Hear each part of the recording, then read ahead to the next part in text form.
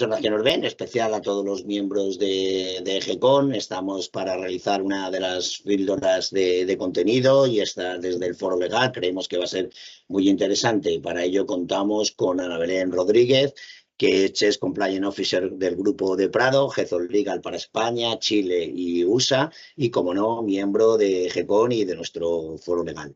También está con nosotros Estela Martín, que es abogada y DIRCON del Grupo Syncro, y además, ya que viene a la ocasión, es autora del libro del Compliance Laboral a la Dirección de Personas del siglo XXI, que está prologado por la Asociación Nacional de Compliance.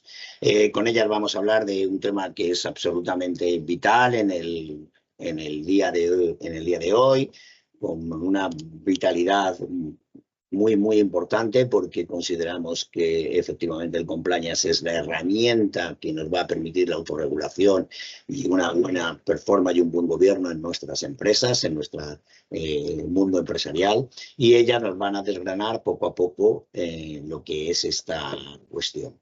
En ese sentido, la primera pregunta, para no perder mucho tiempo, sería Ana Belén, y es: ¿qué retos tienen ahora mismo las empresas en materias de compliance? Muchísimas gracias, Emilio, por la introducción. Efectivamente, como bien has dicho, el compliance es la herramienta por la que nos autorregulamos para llegar a conseguir una prevención del riesgo. Ya todos sabemos, y está muy manido el decir que es el compliance y volver a comenzar con la definición. Y ya superado eso, nos tenemos que centrar, como efectivamente decías, en cuáles son los retos. Como retos hay desde la parte de inteligencia artificial, la parte de datos, parte específicamente de ciberseguridad, la parte laboral. Hay muchísimas perspectivas. Ahora mismo vamos a centrarla más en la parte laboral y un poco más en la mercantil, que a mí me atañe. En particular, hablamos de la cadena de suministro. Como todos sabéis, se ha publicado la ley, la directiva acerca de la diligencia debida. Con esta directiva vamos a tener una serie de obligaciones que son bastante extensas, y en particular una de ellas es una debida vigilancia respecto a la cadena de suministro. Antiguamente, y hasta hace relativamente poco, esta debida vigilancia venía más bien pensada desde un punto de vista de que, como empresa, queríamos prevenir que nuestros terceros, a causa o bien por relación nuestra, cometieran una serie de ilícitos en el que nos pudiéramos ver involucrados. Con esta nueva directiva, en particular respecto del punto de vista de la sostenibilidad, nuestra diligencia debida va más allá simplemente que hacer lo que se hacía antiguamente, de mandarles el típico formulario de anticorrupción, de, oye, me adhiero a tus prácticas éticas, me adhiero a tu código ético que está en mi link, míralo de vez en cuando y dime que lo has leído. Va más allá. La obligación con la cadena de suministros llega a un punto en el que si te comprometes, en particular, por ejemplo, con los objetivos de desarrollo sostenible, llegas a tener que dar formación a todos tus proveedores, en el sentido de que efectivamente, igual que antes hacías con tus empleados y debes hacer para evitar que ellos cometan un delito en el seno de la empresa o a consecuencia de esta en las relaciones laborales, en el desarrollo de su actividad profesional, lleguen también los proveedores a conocer de verdad y a implementar o a evidenciar realmente que tienen estas buenas prácticas, que son soft law y voluntarias en gran medida y otras no. Obviamente las que son por ley y obligatorias tienen que cumplirse, pero la directiva va más allá. La directiva en particular habla de implementar un soft law, medidas voluntarias y medidas que la empresa considere necesario con sus empleados y con sus proveedores, al punto de que ellos no lleguen a delinquir en la relación nuestra, o por desconocimiento o por falta de cautela se encuentren y pongan a la empresa en una situación tal en la que lleguen a poder practicar o realizar prácticas no éticas. Esta medida de diligencia no simplemente se trata de, como comentábamos al principio, cumplimentar formularios, decir check o check in the box. No, la medida ya se trata de darles formación, enterarnos específicamente de qué están haciendo, de que lo cumplan y de que evidencien que efectivamente no tienen ninguna mala praxis o ningún comportamiento que pudiera considerarse no ético, por no hablar simplemente de la obligación legal, sino un comportamiento no ético a consecuencia o trabajando para nosotros o con terceros. De esta manera lo que logramos no es simplemente que a favor de la empresa no se delinca o se sitúen en comportamientos o prácticas no éticas que sean no sostenibles desde el punto de vista de la gobernanza o de la anticorrupción, sino que incorporamos una nueva diligencia o deber en la cadena completa de suministro, porque si yo controlo lo que hace el tercero ya no lo va a hacer para otros, porque ya no lo hace para mí, porque ya inculco esa buena praxis en él. Entonces, esto que parece check-in de box como antiguamente, te paso el formulario, ya no, ya requiere una monitorización. Y eso es un gran reto, porque es un cambio de perspectiva y mentalidad. Hay de hecho, pues, la manera de extender las buenas prácticas, ¿no? O sea, eso que exigimos, lo que vamos creando es un tejido empresarial, un tejido en el tráfico comercial, que efectivamente lo que va a determinar es que haya un círculo virtuoso, donde efectivamente todas las malas prácticas, todas las posibilidades de delitos, todos aquellos formas de hacer negocio que en un momento dado se consideraron buenas y que ha tenido mucho problema en este país, lo que nos lleve es al revés, ¿no? A llevar una cadena, un tracking donde podamos ver cada punto de la cadena de empresarial y de comercio y que todo es perfectamente saludable, ¿no? Exactamente. Es un paso más. No es simplemente terminar con el papel, es realmente bajarlo a la práctica. Es la realidad de la monitorización, que hasta hace poco sí que las empresas ya comenzaban a hacerlo o a desarrollarlo de una manera más robusta internamente, es decir, con empleados.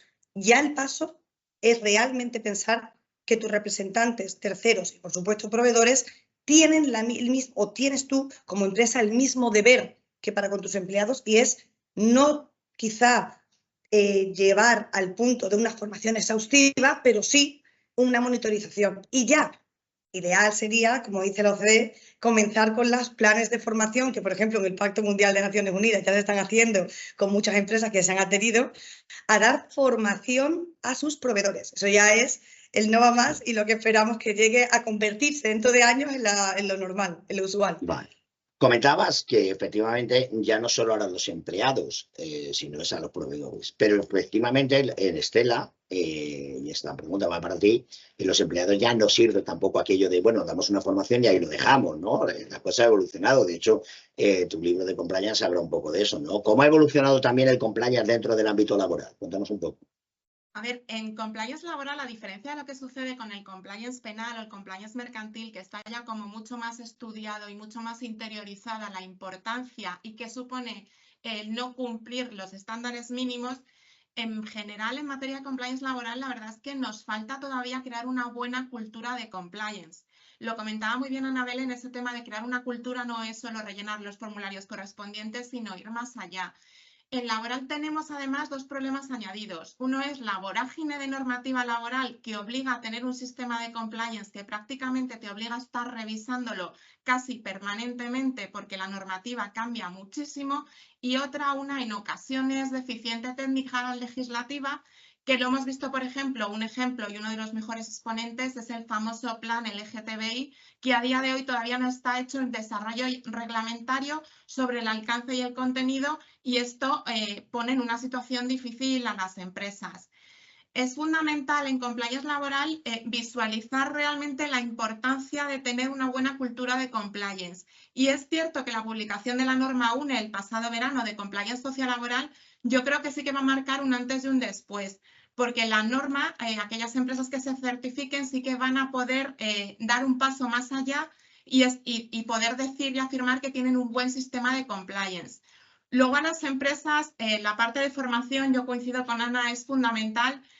No solo nos podemos quedar en la empresa, tiene estas obligaciones que cumplir, que además son distintas en función del número de personas trabajadoras que tengas, y una vez que te asegures de que las cumples todas, y esto en laboral, a diferencia de lo que sucede con otras cuestiones como el penal, hay mucho por hacer porque realmente tenemos muchas normas laborales en vigor que se incumplen por las empresas. Por ejemplo, la obligación de tener protocolo de desconexión digital, que ya han pasado 5 años desde que entró en vigor la Ley Orgánica de Protección de Datos y Garantía de los Derechos Digitales, y hay pocas empresas que hayan elaborado el protocolo de desconexión digital.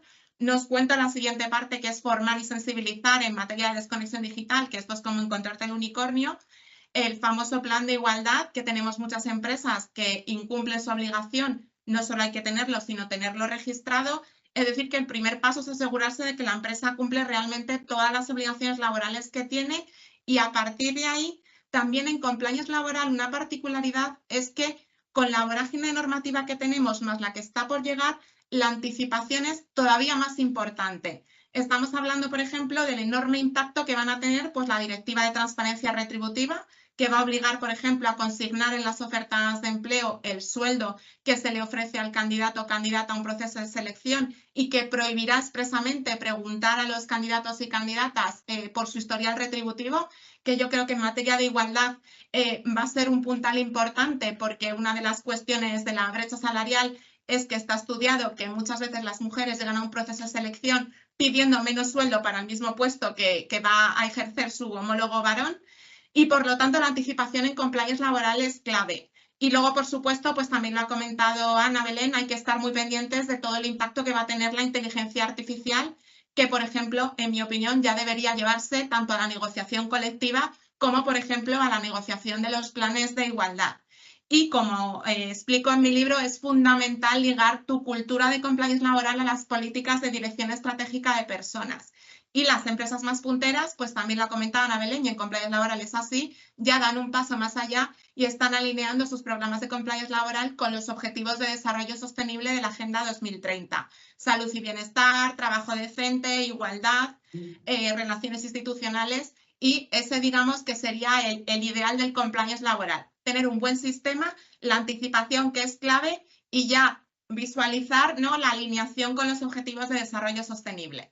Bueno, y aprovechando la frase que nos ha comentado Estela, ¿cómo sería por aportar una solución, un buen sistema de compliance, Ana Belén?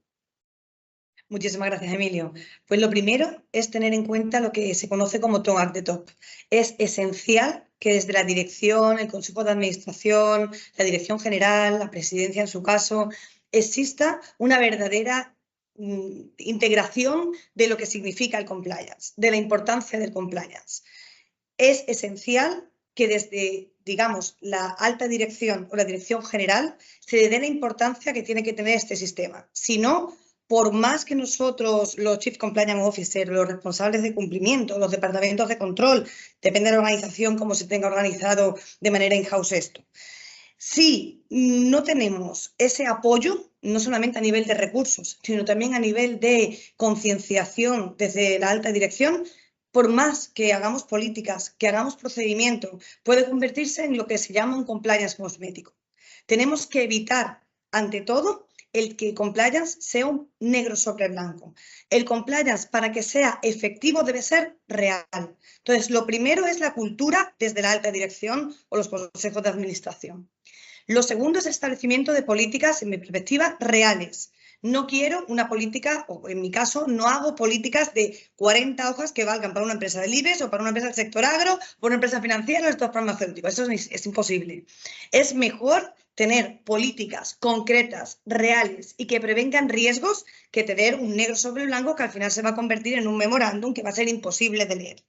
Estas políticas es esencial que sean ad hoc, que sean políticas que completen o complementen a otras políticas, que todas sean, no te digo que homogéneas, pero sí lleven un curso de tal manera que haya que acudir a una si no acudes a otra, que se establezca, digamos, que un máster de políticas fáciles para identificar riesgos o que el empleado pueda leerlo, que el lenguaje de las mismas sea claro. A veces pecamos los abogados de escribir de una manera que, bueno, pues cuesta porque no todo el mundo es letrado. Entonces, es mejor hablar de una manera más desde el punto de vista de negocio. Para esto, ¿qué tienes que hacer y qué responsabilidad sí que tenemos nosotros? Ser business partner. Es decir, tenemos que bajar al negocio. A quien no le guste el negocio, mejor que no sea compliance. Es duro decirlo, pero es real. Yo no puedo escribir sobre lo que no sé. Entonces, eso es muy importante.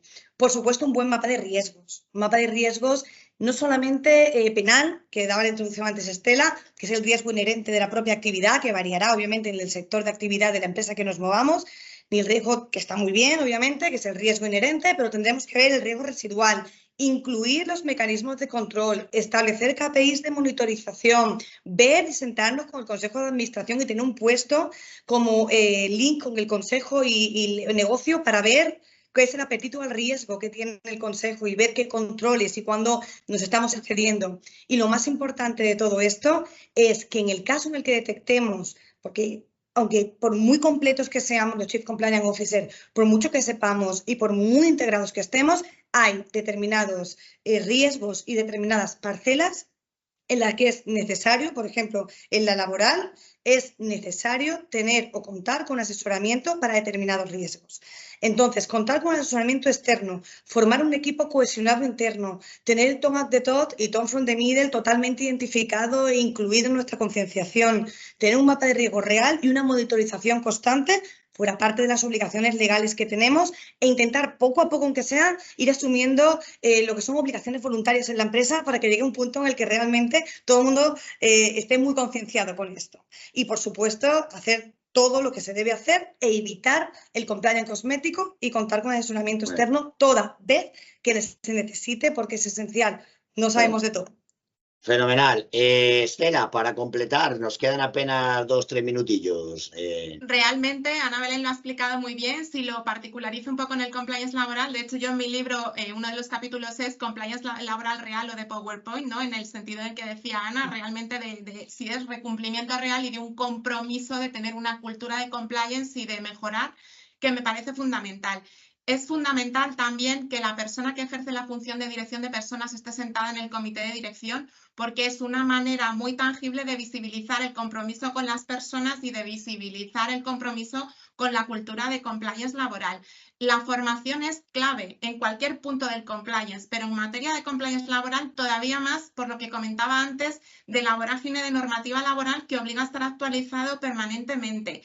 Y por supuesto lo que ha contado Ana Belén, el mapa de riesgos, establecer indicadores y un error que se comete muchísimo en compliance, que es yo ya he elaborado mi plan de compliance y como ya lo tengo, lo guardo en un cajón, me evito ya, he cumplido lo mínimo, si me viene una inspección voy a poder enseñar el famoso checklist, el famoso documento y la política. No, el compliance es algo muy vivo, si lo bajamos al plano laboral todavía más, y es fundamental establecer indicadores de seguimiento, hacer una evaluación y luego un paso más allá, si queremos ser ambiciosos, el visualizar y establecer una cultura que sea realmente puntera en materia de compliance laboral, que sería ir más allá. Y ese más allá es, pues, involucrar, por ejemplo, y alinear nuestro programa de compliance con nuestra política de responsabilidad social corporativa, si estamos trabajando en esa senda con los Objetivos de Desarrollo Sostenible de la Agenda 2030 y con unas políticas realmente punteras en materia de dirección estratégica de personas.